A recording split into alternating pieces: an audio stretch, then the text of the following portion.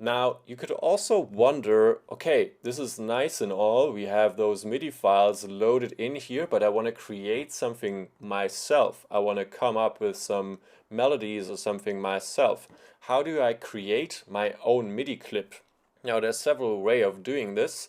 You can go to the session view, for example, and click on an empty clip slot over here. If you're double clicking, it will create an empty new MIDI clip. And now you can go down here and double click with your mouse, for example, and enter MIDI note information. This is one way of doing it. And there are other ways of doing this. If you have external MIDI keyboards or other MIDI devices, you can use these to then record MIDI information here. We're going to do that later in the course. Or you can also use your computer keyboard very easily. So let me delete these three notes quickly. And now I want to just record keys that I'm hitting on my keyboard.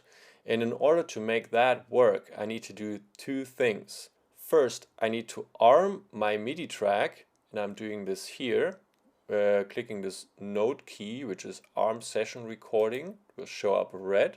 And also, I have to click this button up here, computer MIDI keyboard, which is switching on your computer keyboard as a MIDI keyboard or switching it off. Let's switch it on. And now I'm going to hit several keys on my keyboard. I'm hitting A, S, D, F, G.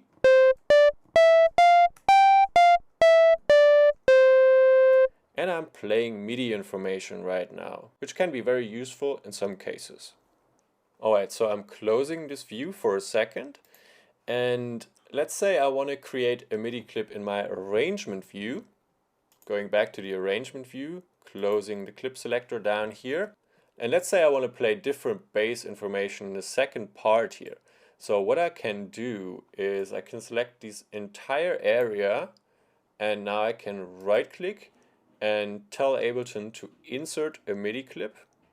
I can use this short key as well. There's so many short keys in Ableton. We will talk about short keys later in the course as well.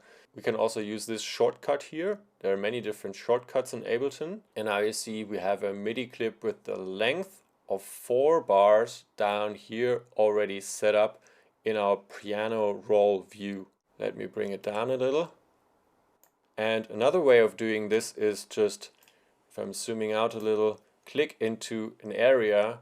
And this is possible since Ableton 10 right now. We can just double click into this area up here and it will create a new MIDI clip.